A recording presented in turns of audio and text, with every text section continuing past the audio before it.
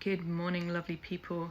I'm sitting in my conservatory with the sun coming through the branches of the big old trees in my garden, and I just wanted to bring a little message today. And as I usually do when I sit to bring a video, I inquire or I ask, what message would you have me give my community today? And really clearly but quietly came through the message of, it is time to share your story. And I think many of you that have been along the journey with me on my Instagram and TikTok pages for however long may have seen and listened to parts of my story. But I feel like maybe there are a lot more new people.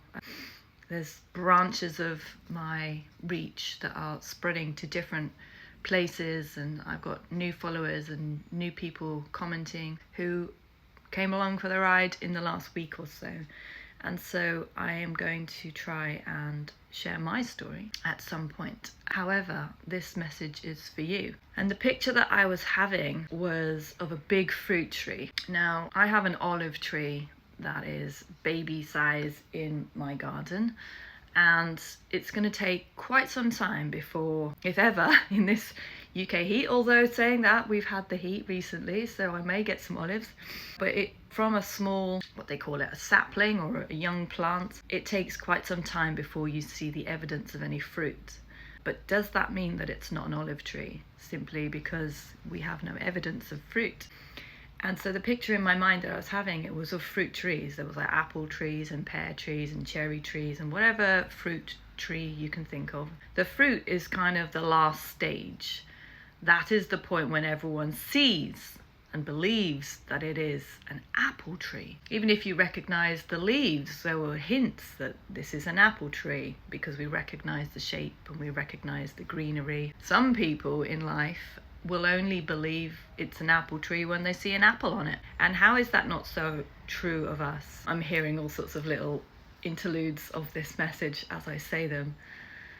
Yeah, some people won't really see who you truly are until they see the fruit. Like, you've got to the end, you've done the journey, you've done all the work, you've spent years putting your roots down, you've spent years gleaning all the nutrients from the soil experience in order to make sure that you have a firm trunk to then expand your branches out and grow higher and taller and wider. And that journey is your story.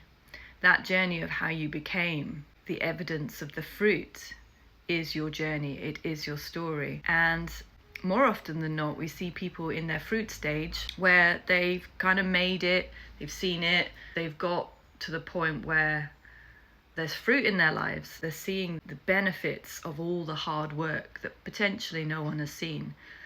But in order for us to encourage one another, we need to tell the story from the soil to the sky, because that's how we are now in a position to experience the fruit. I'm getting a lot of messages. There is also another part where, let's say, somebody's gone on a very long journey. I am can only speak from my own personal experience, so I'll put myself in this.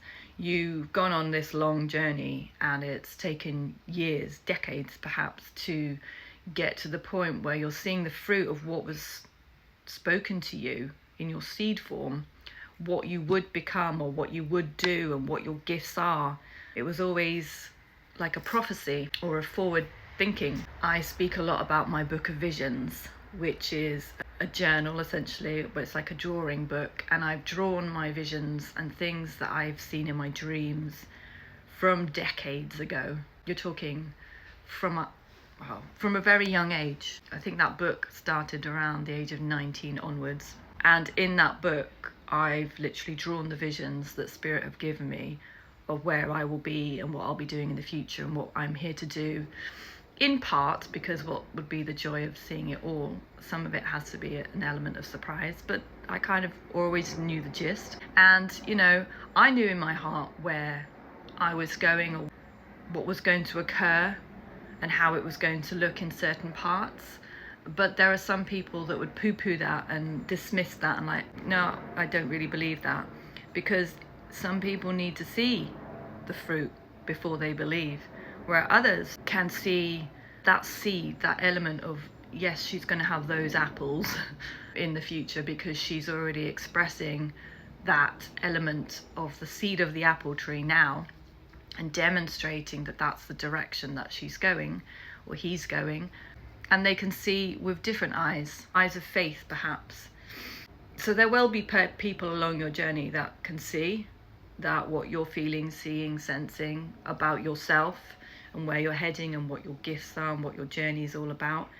They can see it too, and some won't. And I think that it's important to share our stories, because it will encourage people that may be in a space of doubt along their journey to say, hey, keep going, because I felt like that too. Something that I spoke about recently was the story of Joseph and the coat of many colors, and I realized that story as a whole is a little bit like an archetype of the pilgrim's journey or the hero's journey. Every journey to our destiny, shall we say, or the fruit of who we are, carries a certain signature archetypal type of path, where we do have to go through difficulties, because the gift was never in question. The gift is there. The gift of who you are and what you're here to bring is solid. But in order to hold that gift with integrity and strength and character, without it letting ego go to your head, or you just falling off or becoming too, I don't know, or at any knock you're going to fall over because you can't handle criticism or disbelief or people not understanding you. Those tools are the things that will maintain how much fruit you can hold in your tree. And I'm here today to tell you just not my story, but I have come a long way along my journey. I've come from crippling self-doubt. I've come from, if we go right back to the beginning, I was someone that had so little confidence. I would shake reading a verse out loud, or having to stand up in front of a crowd of 5 people, to a point now that this is part of my life. I get up pretty every day and just talk and share with my voice and my song and my singing. The area in which I had the biggest weakness has become my area of strength. But that took some time. So this is my story, and I believe that when we're sharing our stories, it can encourage others that might feel in a place where I just don't see how this is going to happen. Do I really believe this dream that I have and I hold in my heart? Is it really true? Am I really worthy of carrying this? Do I really have the ability to see this through? And the answer is, if you just keep cultivating your own faith in yourself and in the dream, then it will come to pass, and you will see the fruits of your labor. And that is Spirit's message for you today. Love you.